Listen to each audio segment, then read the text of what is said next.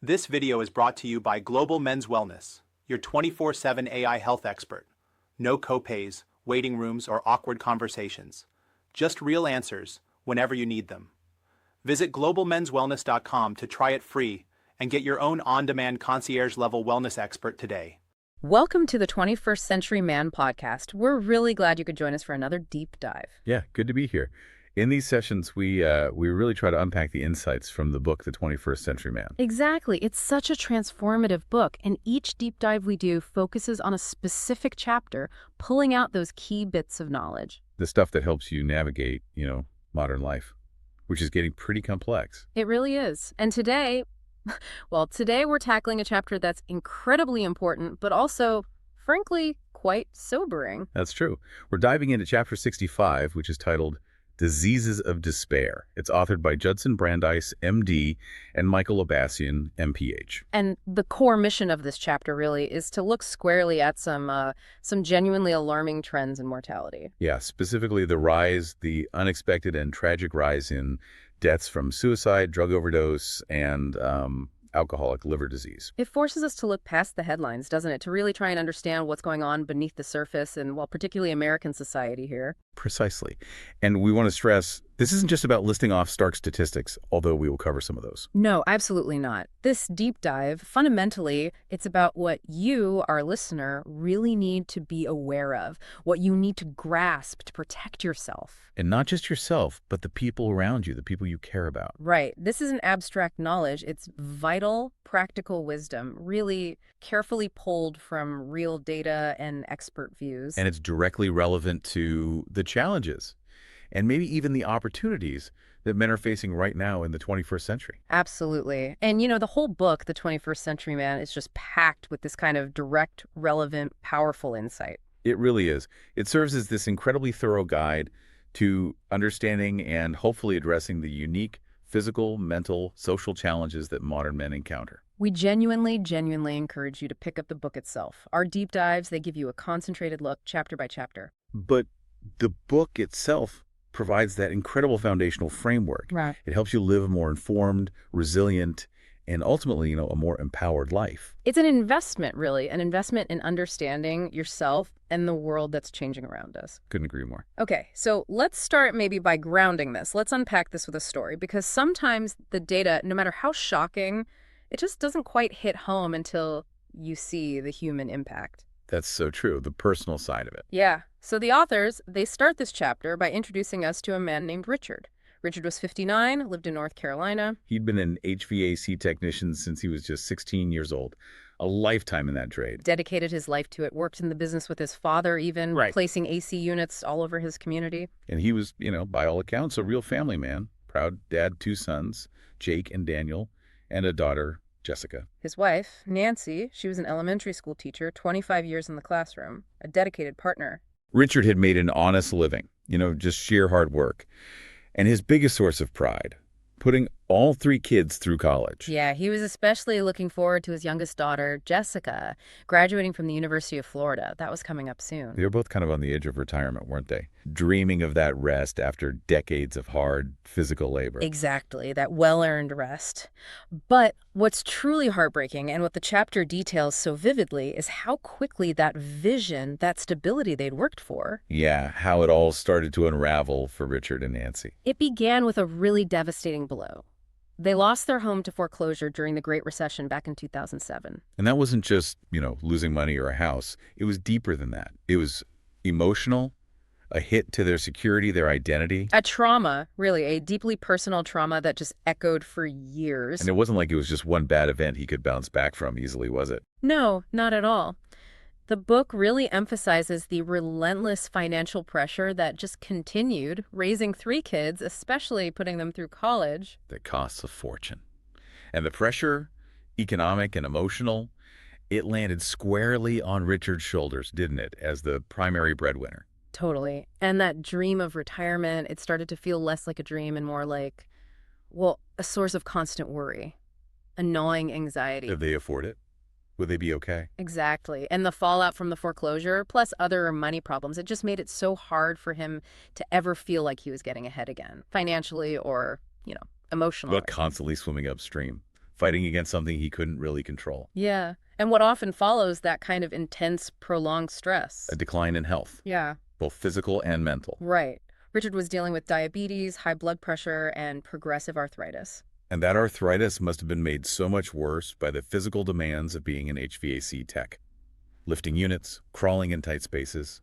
Every day, his job, which used to be a source of pride, was becoming a source of actual physical pain. Meanwhile, his wife, Nancy, she started noticing something else. His drinking. Yeah, she saw him drinking more, and she was getting really concerned. Palpably concerned, the book says.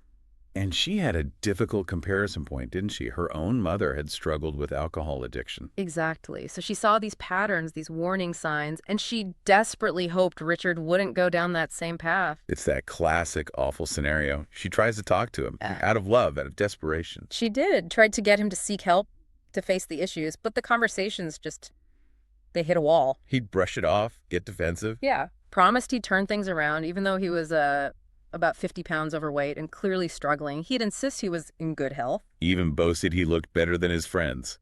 That's textbook denial, isn't it? It is. And maybe also that ingrained cultural thing, you know? Men are supposed to be tough, handle it themselves, not show weakness. Right.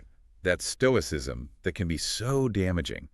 It creates a barrier that even a loving partner like Nancy just couldn't break through. So tragically, as the months went by, Richard's drinking, his dependence on alcohol, it wasn't just noticeable anymore, it became undeniable. The conflict at home must have been intense. The tension, the distress for Nancy, for the kids. It reached a boiling point, and then the devastating final outcome, just 2 weeks before Jessica's graduation. Oh no, the graduation he was so looking forward to. The one he'd worked his whole life for, in many ways. Nancy found him, collapsed, unresponsive on the bathroom floor. And there was a broken whiskey bottle beside him. Yeah, just gut-wrenching. It really drives home the individual tragedy behind this whole concept of diseases of despair. But the book says his story isn't unique, right? It's becoming more common. That's the terrifying part. An ambulance rushed him to the hospital, but it was too late. The ER doctor pronounced him dead that night. Cause of death listed as suicide by alcohol poisoning. And Richard's story, as personal and tragic as it is, the chapter clearly states it's increasingly common in the United States. So it serves as this powerful, really stark illustration of this modern epidemic, what the authors call diseases of despair. Exactly. His struggle, his death, it sets the stage for understanding the bigger picture, the broader trends, and the data. It makes you ask, how many other Richards are out there right now? It really does, because when you do step back and look at those national trends, it's just as alarming, maybe even more so. We tend to think of progress as, life expectancy always going up, medical breakthroughs, public health getting better. Right. So it's a real shock, a profound shock, to learn that U.S. life expectancy actually started to flatten out around 2010. And then, even worse, it actually started to decline between 2014 and 2017. That just flies in the face of everything we expect, doesn't it? It's like reversing generations of progress. It is. And what's really crucial, what makes this so unsettling, is why it's declining. It's not the traditional causes we've been fighting for decades. Yeah, we're not seeing a big jump in deaths from cancer or heart disease or even car accidents, which used to be major drivers. No. The real drivers are, well, they're more insidious. They reveal this darker, more complex issue in society, kind of deep distress. And here's the gut punch the chapter delivers. The true drivers behind this decline are this extraordinary, alarming rise in suicides. An absolute explosion in drug overdoses. Yeah. Especially involving opioids. And a significant tragic increase in deaths from alcoholic liver disease. These are the diseases of despair. Which brings us to that really pivotal research, the work by economists Ann Case and Angus Deaton from Princeton. Yeah, their 2015 report was groundbreaking. They didn't just coin the term diseases of despair, they fundamentally shifted how we understand mortality today. How so? Well, their core insight was that these deaths, suicide, overdoses, liver disease, weren't just isolated tragedies or individual health failures. They were symptoms. Symptoms of a deeper societal sickness. Exactly. A despair that was literally killing specific groups of Americans. It was a massive wake-up call. Telling us to look beyond just traditional disease drivers and examine the social and economic fabric of people's lives. Right. Their work shone a light on a crisis that was kind of invisible in the overall statistics before then. They identified a specific group, that was suffering disproportionately. Middle-aged white Americans, especially those with limited education and fewer job opportunities. That was their key finding, that this specific demographic was experiencing an epidemic of deaths due to suicides and stress-related disorders. And the numbers they found, which the chapter lays out, they really back this up. The speed at which this escalated is frightening. It really is. Between 2000 and 2017, the death rate from these specific stress-related conditions literally doubled. Doubled. From 22.7 people per 100,000 up to 45.8 per 100,000. That's not a small jump. There's a full-blown crisis unfolding right under our noses. And the disparities, when you break it down further, are even more stark, aren't they? They are. Between 1999 and 2013, the mortality rate for white non-Hispanic Americans rose significantly by 34 per 100,000. But during that same period, mortality rates for other groups, like Black Americans and Hispanic Americans, actually improved. Which raises a really critical question. Why? Why this concentrated, alarming impact within this particular group? Understanding that trend, digging into the underlying issues, looking at the specific vulnerabilities, that's essential if we want to help people address these risks. Absolutely. It's not about assigning blame. It's about targeted awareness and finding effective interventions, recognizing where the pain is most acute. And that awareness, that understanding, it needs to extend to another major factor, one that often operates silently but is incredibly powerful: chronic pain. Yes, we're seeing a huge increase in chronic conditions generally in the U.S. People are living longer, which is good. But they're often living longer with various chronic diseases, and a big one is chronic pain. The sheer scale of it is mind-boggling. Yeah. Nearly 50 million adults in the U.S. deal with painful conditions lasting at least 3 months. 50 million. That's staggering. And it gets worse. Over 20 million adults suffer from chronic pain that actively, significantly interferes with their daily lives, their work. So it's not just a nuisance, it's debilitating. It erodes your quality of life. Absolutely. Yeah. And crucially, certain groups are more susceptible. Older adults, veterans. Veterans, yeah. Carrying physical and often psychological wounds. And people living in rural areas, people in high-poverty communities. Disturbingly, these often overlap with the demographics most affected by the diseases of despair. Creating this tragic feedback loop.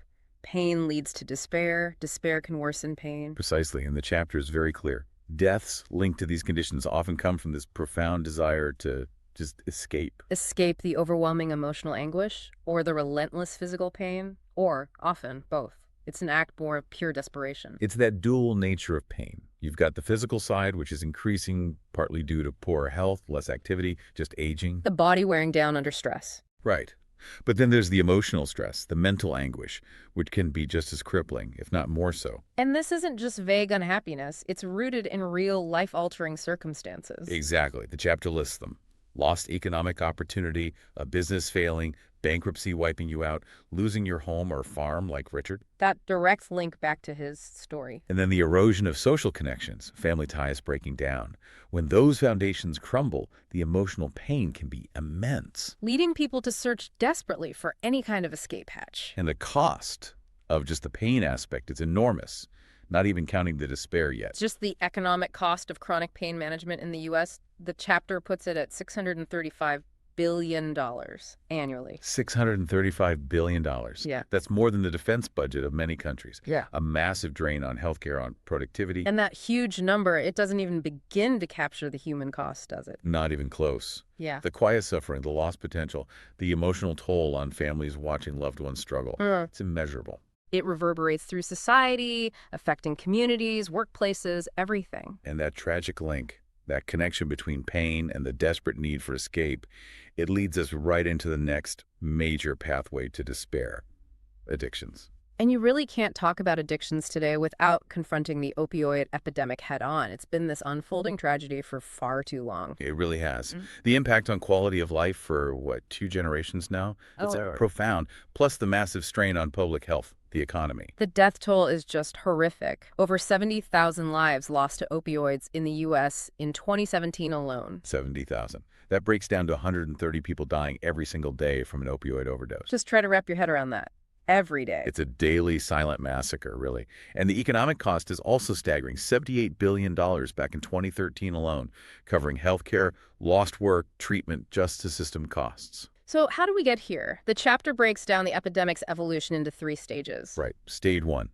Early 1990s. That's when prescription opioids really started being introduced widely for pain management. Often with good intentions by doctors trying to help people in pain. But we now know, tragically, the long-term consequences. The addictive potential was vastly underestimated or downplayed. Then came stage 2, early 2010s. We saw this rapid, alarming spike in heroin overdose deaths. Yeah, and that was largely driven by economics. Heroin became cheaper and much more potent, more concentrated. So for people who got hooked on prescription pills but then couldn't get them anymore or couldn't afford them? Heroin became the more accessible, though obviously much more dangerous, alternative. A grim evolution driven by market forces and addiction. And then stage 3, post-2013. This is maybe the deadliest phase. Arguably, yes. The surge in deaths from synthetic opioids, primarily fentanyl. Which is incredibly powerful, right? Way more than heroin. Orders of magnitude more powerful. Often leading to accidental, instant overdoses because people don't realize its strength, where it's mixed into other drugs without their knowledge. And the scariest part, as the chapter really hammers home, is that this epidemic showed us that anyone can become a victim of substance abuse. That's such a critical, uncomfortable truth. It shatters so many stereotypes about who addiction affects. The chapter stresses it. Men across every economic class, religion, age, education level, and from every size community in the country. Addiction truly does not discriminate, which means vigilance and understanding are vital for everyone. And the trend specifically for men is alarming. Drug overdose death rates for men more than tripled between 1999 and 2018. Tripled. From 8.2 per 100,000 up to 27.9 per 100,000. That's an explosion. And there's a connection back to aging and pain again, isn't there? A specific age group seems particularly vulnerable. Yes, the chapter points out a higher percentage of men age 55 and older are falling victim to opioid overdoses. Which correlates directly with their higher rates of chronic disease and the chronic pain that often comes with it. It's that tragic intersection again. Physical suffering meeting the desperate search for relief, which then leads down the path to addiction. This seems like a good place to bring in that public health concept you mentioned earlier, DAILYs. Disability-adjusted life years. Yeah, DAILYs. It sounds a bit technical, maybe esoteric, but it's really important for understanding the true scale of the loss here. Okay, break it down for us. What exactly is a DAILY? So a DAILY represents 1 year of healthy life that is lost. It's a way to measure the overall burden of disease or injury. Lost how? It combines two things. Years of life lost due to dying prematurely dying much earlier than expected, Okay. and years lived with a disability, which accounts for the time people spend living with the debilitating effects of an illness or injury, even if they don't die from it.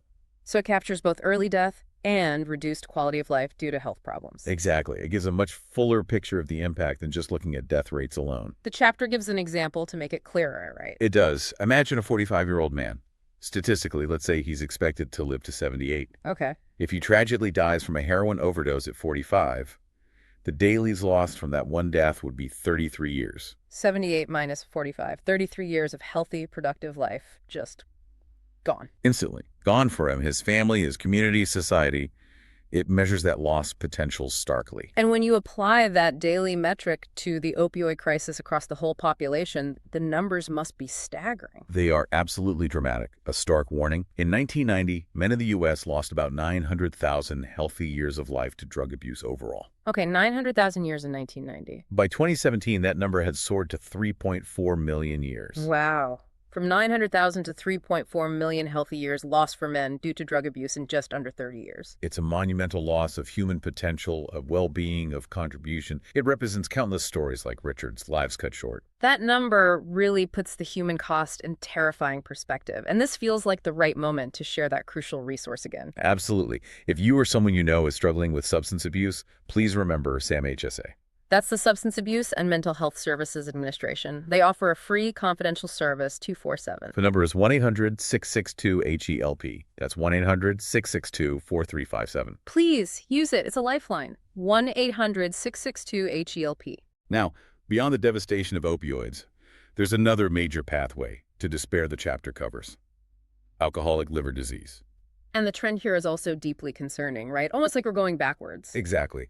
Mortality related to alcohol has actually reached levels we haven't seen in over a century. A century, we're regressing on a major public health issue. It suggests a profound shift in drinking patterns and the resulting consequences: chronic liver disease and cirrhosis, much of it driven by alcohol. They account for 35,000 deaths every year in the U.S. 35,000. And what's so tragic is many people are dying from this severe, irreversible liver damage in their 50s and 60s. Way too young. Lives cut short by what is often a preventable disease. Parents, partners, friends gone prematurely. And again, there's a gender aspect.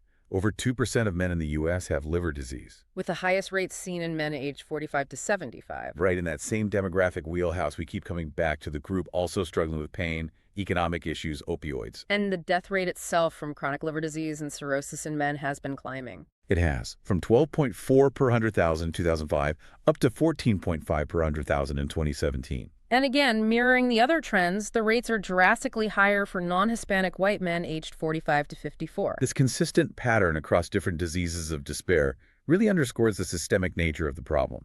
It's not just isolated issues. Which leads us inevitably to the ultimate, most tragic expression of despair, suicide. The statistics here are just stark, and they represent a silent crisis. More than 123 people die by suicide every single day in the United States. Let that number sink in. 123 lives lost daily, often hidden behind private grief. And the gender disparity here is profound and deeply disturbing. It really is. Men die by suicide at 3.5 times the rate of women. 3.5 times. To put it another way, the chapter states 8 out of every 10 lives lost due to suicide are men. 8 out of 10, wow. And again, reflecting the broader despair trend, middle-aged white men consistently show the highest suicide rates. The chapter also mentions the method, which is grim but important. Yes, over half of these suicides involve a firearm, pointing to the lethality and immediacy of the chosen method. This forces us to look at some difficult but essential societal and cultural factors.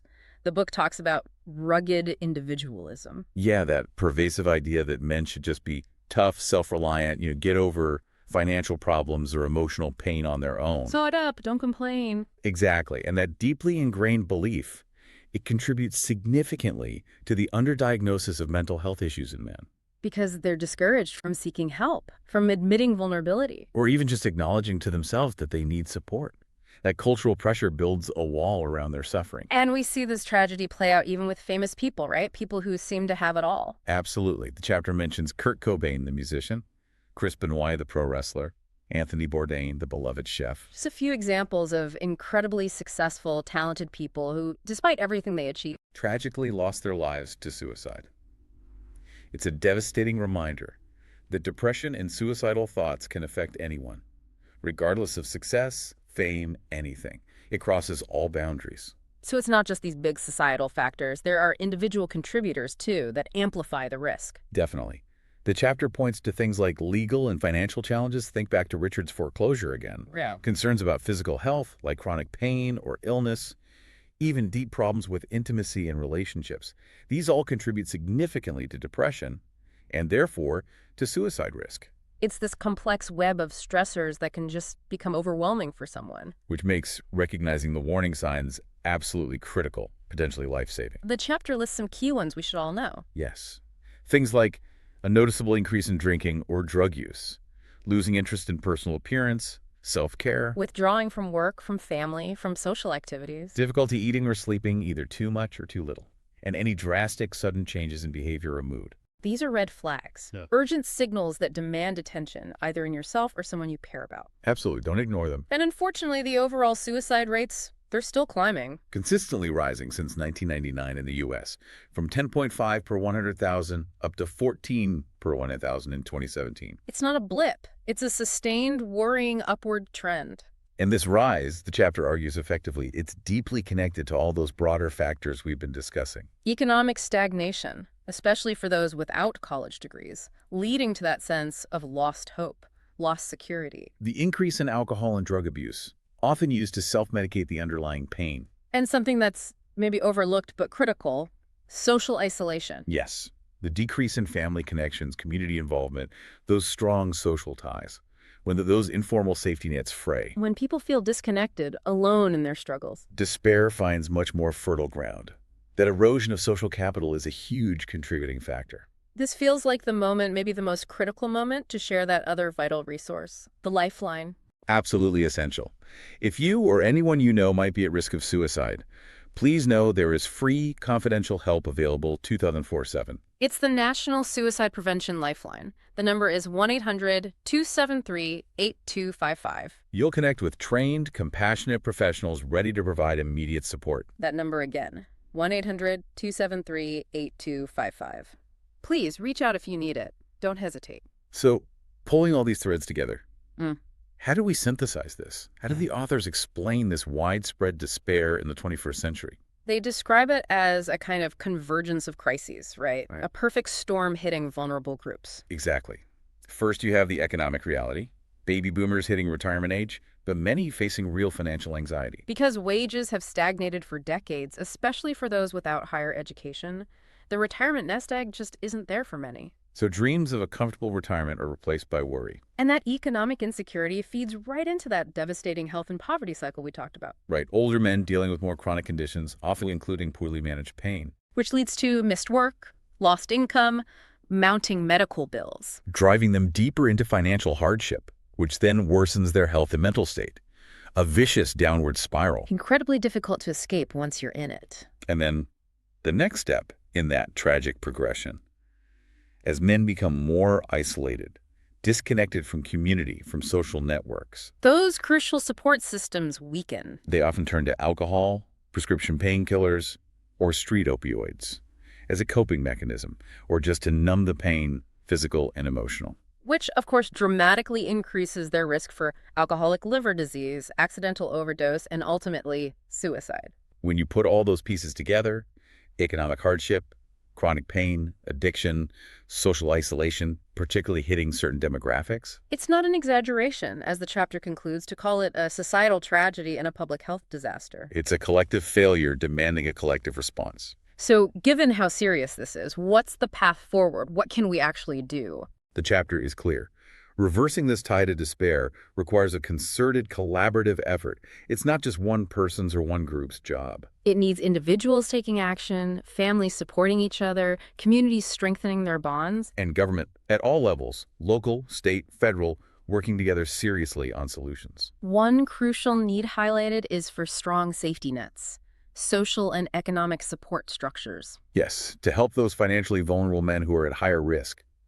Buffers against the shocks and crises that can trigger despair. But it's not just policy, right? It's personal, too. Profoundly personal.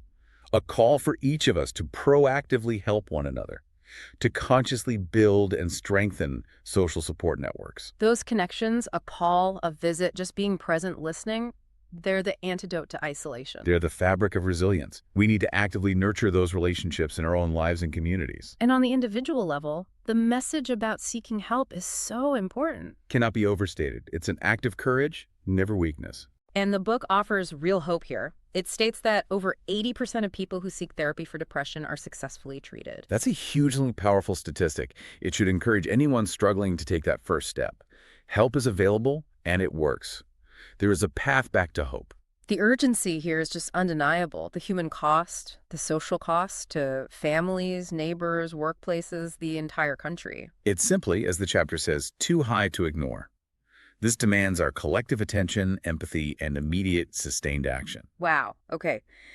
This deep dive into Chapter 65, Diseases of Despair, it's been heavy, definitely sobering, but so incredibly important. It really has. We've tried to unpack those complex, interconnected factors, economic, physical, social, driving these alarming trends. And hopefully highlighted the urgent need for awareness, for compassion, and for action from all of us. And we hope this discussion has really underscored, again, the value of the 21st century man as a resource. It's just an essential guide for understanding and navigating the challenges men face today, many of which fly under the radar. Absolutely. We really do encourage you, grab the book, read it.